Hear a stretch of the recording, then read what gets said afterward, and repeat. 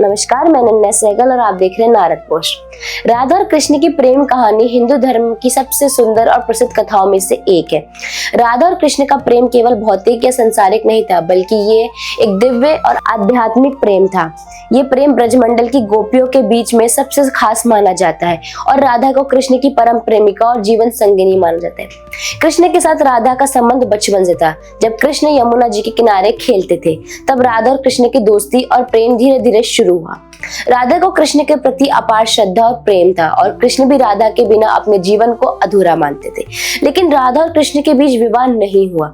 इसके पीछे एक आध्यात्मिक और धार्मिक कारण है।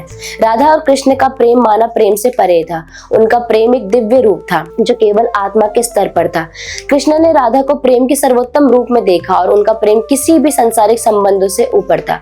उनका प्रेम एक प्रकार की आध्यात्मिक साधना के रूप में था, जहाँ राधा कृष्ण का ध्यान और प्रेम अपने अंतर मन के माध्यम से करती थी। कृष्ण को अपनी लीला के लिए संसार में आना पड़ा था और उनका उद्देश्य था कि वो अपनी लीला के द्वारा भक्तों के सत्य और भक्ति का मार्ग दिखाएं। राधा के साथ उनका प्रेम एक प्रतीक था कि सच्चा प्रेम केवल भक्ति और श्रद्धा से ही प्राप्त किया जा सकता है, न कि सांसारिक बंधनों से। राधा की स्तुति कृष्ण के लिए सर्वोपरि थे। उन्हें समझा जाता था कि राधा स्वयं देवी लक्ष्मी का रूप है और उनका प्रेम कृष्ण के साथ समर्पण का प्रतीक है। विवाह के बिना उनका प्रेम हमेशा पवित्र और अडिग रहा था। यदि कृष्ण और राधा का विवाह होता है तो उनका प्रेम एक सांसारिक बंधन बन जाता, जो उनके दिव्य प्रेम के आदर्श के विपरीत होता। कृष्ण ने यह दिखाया कि प्रेम और भक्ति बिना किसी शरीर संबंध से सबसे सर्वश्रेष्ठ रूप में हो सकता है।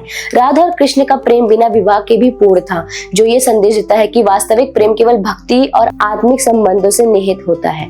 इस प्रकार राधा और कृष्ण का प्रेम एक अमर, दिव्य और निर्विकारी प्रेम था, जो किसी भी सांसारिक बंधन से ऊपर था। उनका प्रेम एक आदर्श है जो आज ही भक्तों के दिलों में गहरी श्रद्धा और भक्ति को प्रेरित करता है।